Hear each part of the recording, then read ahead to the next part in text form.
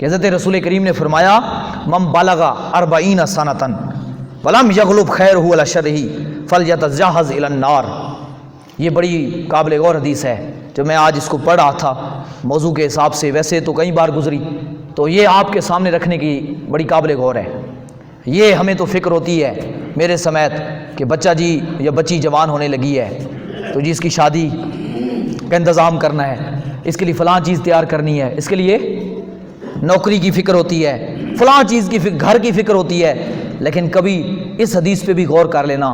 میرے محبوب فرماتے ہیں جو بندہ 40 سال کی عمر تک پہنچ جائے اور اس کی بھلائیاں اس کی برائیوں پر غالب نہ آئیں، یعنی وہ نیکی کی طرف راغب نہ ہو، 40 سال کی عمر کو پہنچ جائے، فرمایا فلیتجہز الی النار، تو پھر اسے جہنم کی تیاری کر لینی چاہیے. حضور فرماتے ہیں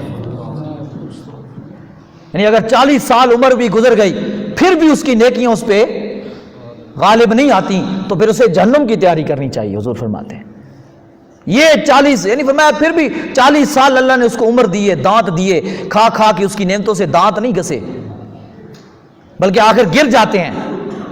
اور آج کے عمر کے حساب سے تو 60 سال عمر ہے. ویسے بھی لمبی عمر کتنی ہے بھائی؟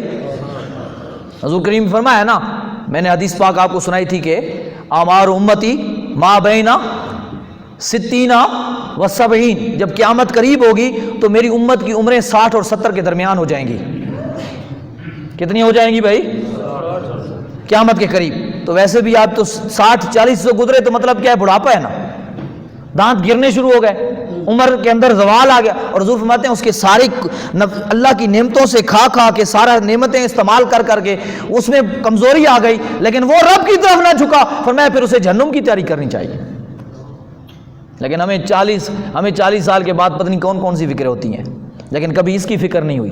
تو پھر حضور کریم کا فرمان اپنے ذہن میں بٹھا لیں. ہم اگر 40 سال میں بھی عمر گزر، یہ نہیں کہ 40 سال تک انتظار کرنا ہے، یہ صرف سمجھانے کے لیے، ورنہ تو جوانی کی جو عبادت ہے اس کے کوئی دنیا کی عبادت مقابلہ کیونکہ اس میں مقابلہ ہوتا ہے شیطان سے.